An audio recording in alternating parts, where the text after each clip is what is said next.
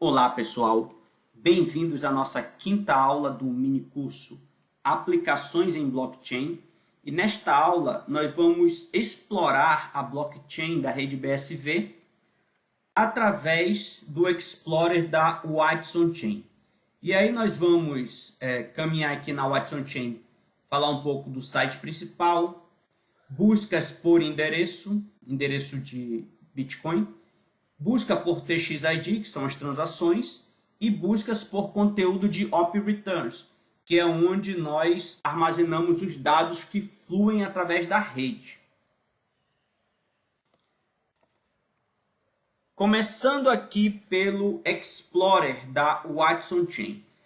A Watson Chain em si é um Explorer da rede Bitcoin SV, da blockchain. Ela é mantida, o site é mantido pela empresa Tal, que é uma empresa canadense. A empresa Tal, ela trabalha com mineração de Bitcoin SV, trabalha com mineração em si e mantém aqui o Explorer para quem quiser trabalhar com os dados da rede estarem à vontade. Então, nós temos aqui uma das principais características aqui do Explorer é que ele sempre apresenta aqui os últimos blocos minerados da rede. Então nós temos aqui, por exemplo, o último bloco que foi minerado, um bloco minerado há 10 minutos atrás, pela mineradora SVPool. O bloco anterior havia sido minerado pela própria empresa Tal. Se nós clicarmos aqui em cima do número do bloco, você vai conseguir explorar aqui as características do bloco. Ele é um bloco aqui de 2 megabytes de tamanho e ele tem 517 transações.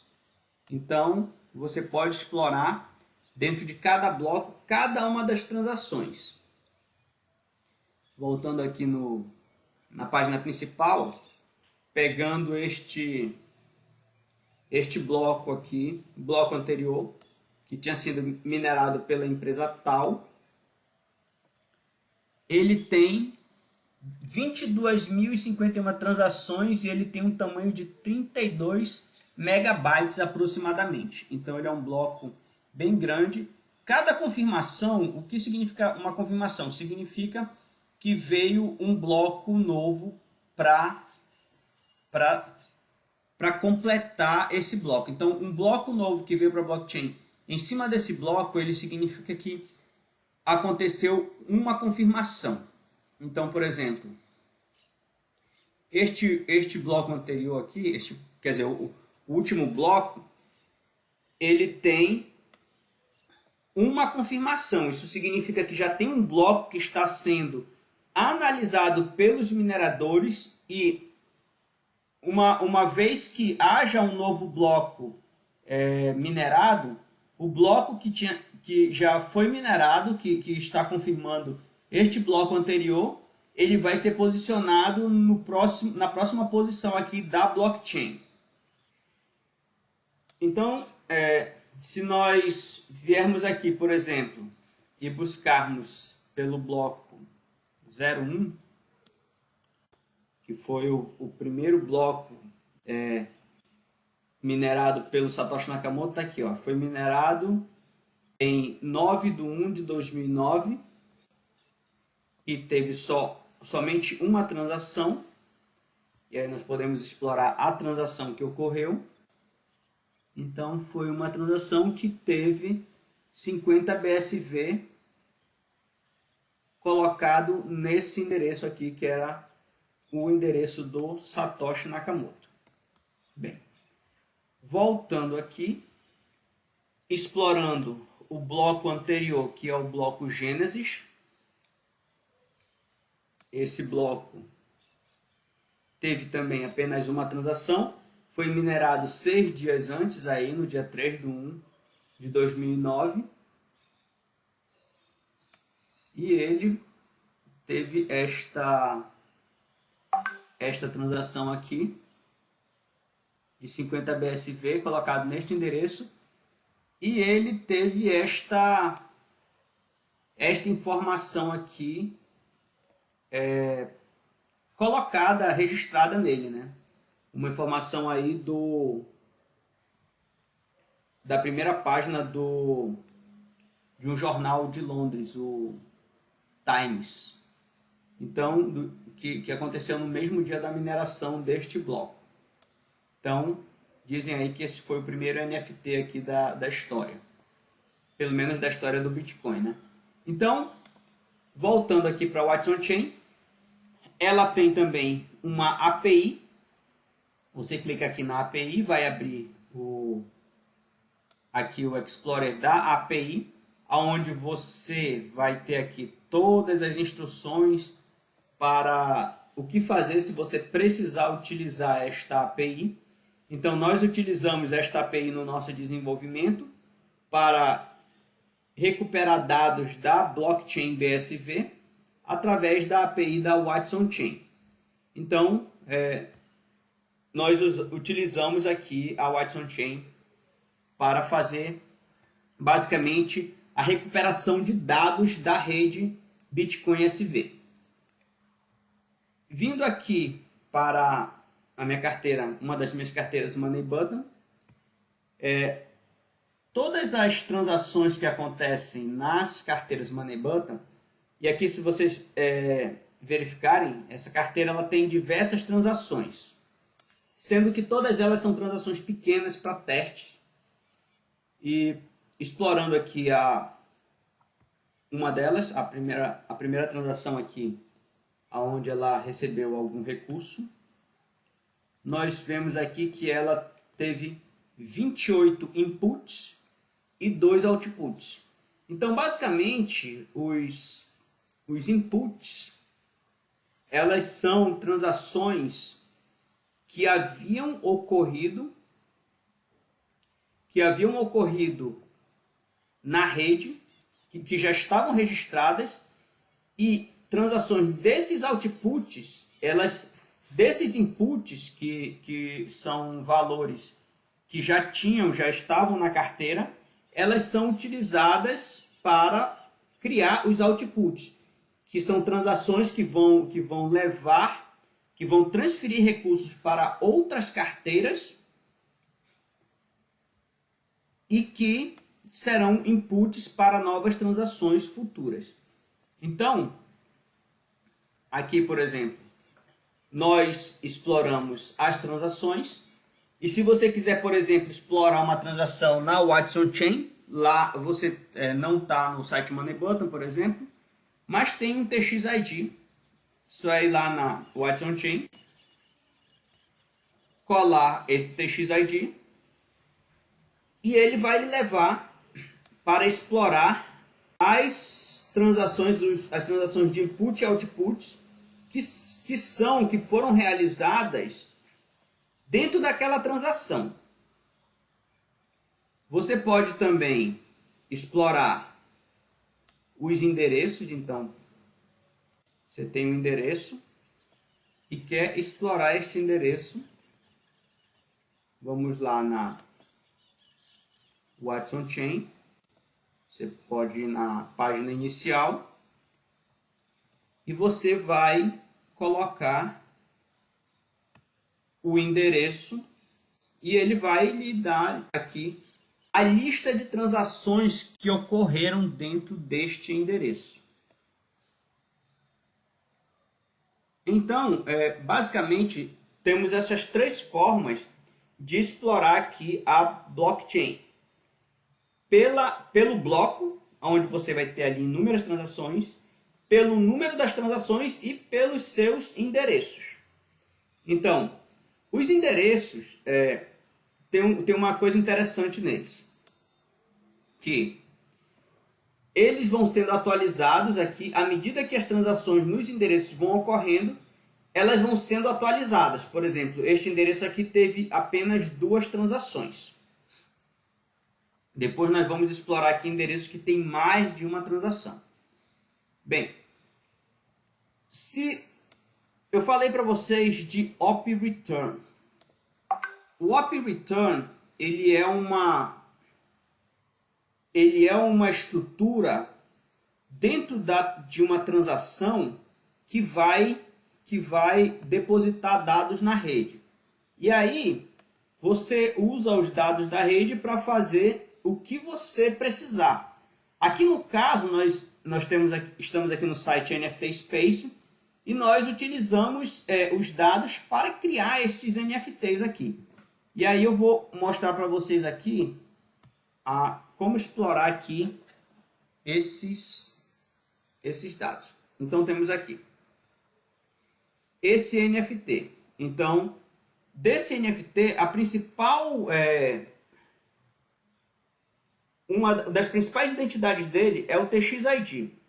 Então, o TXID ele vai te mostrar aqui onde é que ele está na rede e todas as características do NFT.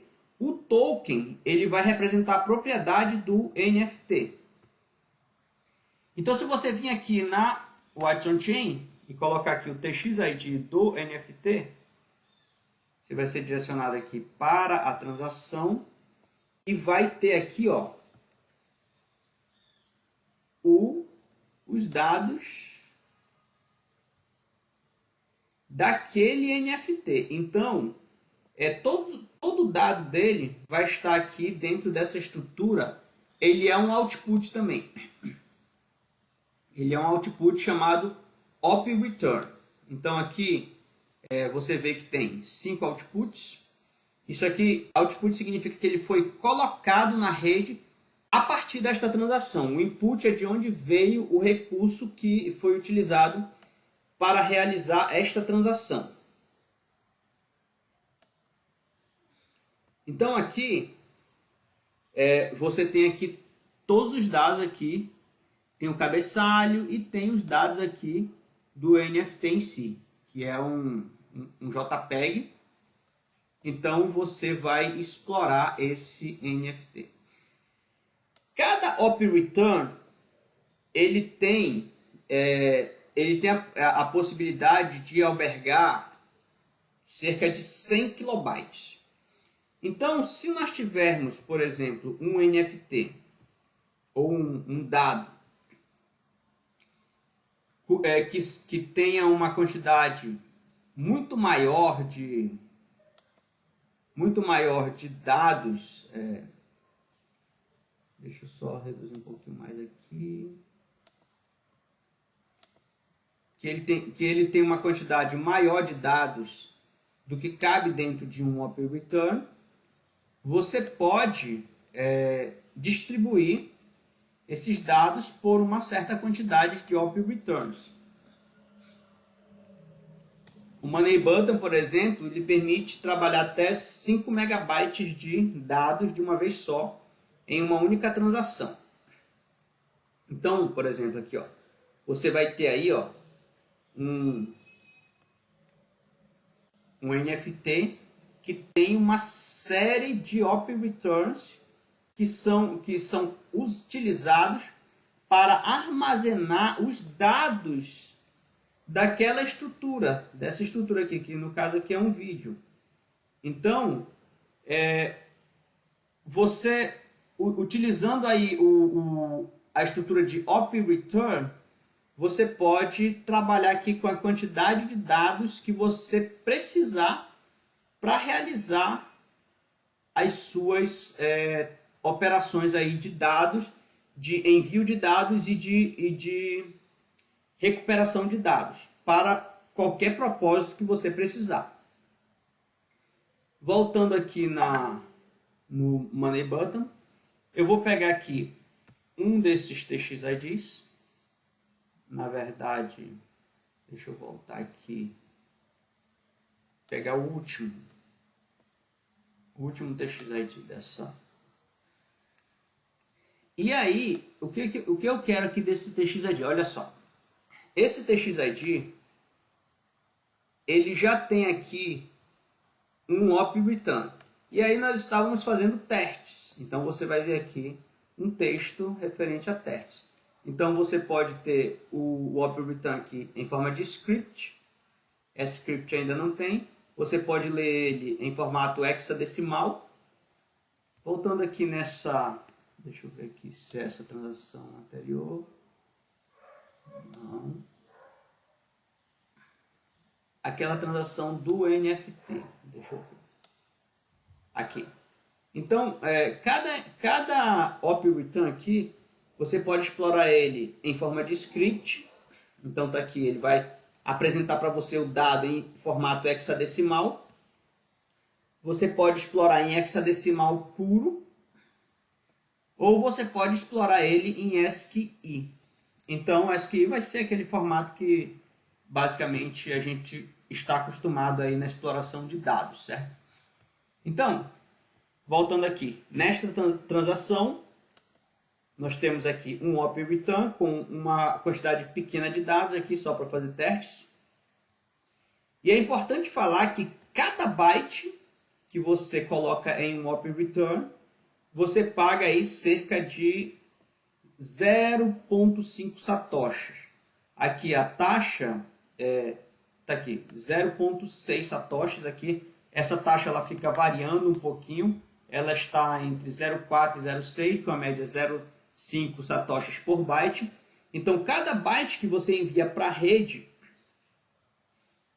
cada byte que compõe a transação em si, ele vai contar, ele vai entrar nessa contabilidade aqui para formar a taxa de mineração. E aí, quando você coloca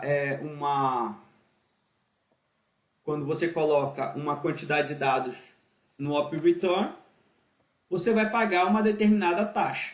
Olha aqui. Aquele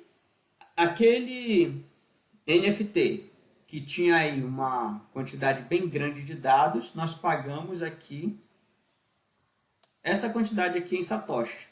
Não chegou nem 1 milissatoshis, foi 827 mil satoshis para colocar uma quantidade de dados aí. Não sei precisar quanto em bytes nós colocamos, mas aí a taxa na época era 0,6 satoshi por byte. Então, para colocar uma quantidade bem grande de dados, nós pagamos aí acho que menos de $0,01 na época. Agora não mudou muito, continua mais ou menos o mesmo preço desde a época que nós fizemos aquele NFT. Então, essa aqui é a maneira de explorar os TXIDs, que são as identidades das transações, que ficam registradas permanentemente na rede. Aqui, eu vou agora explorar este endereço, que é o endereço onde eu estive fazendo vários testes. Então, venho aqui na Watson Chain novamente.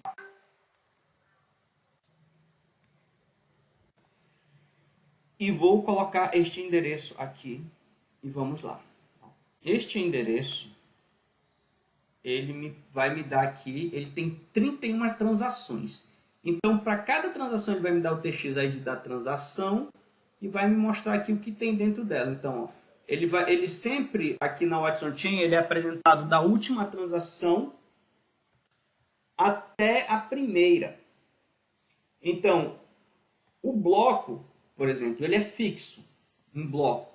Vamos abrir aqui. Watson Chain. Abrir aqui o último bloco.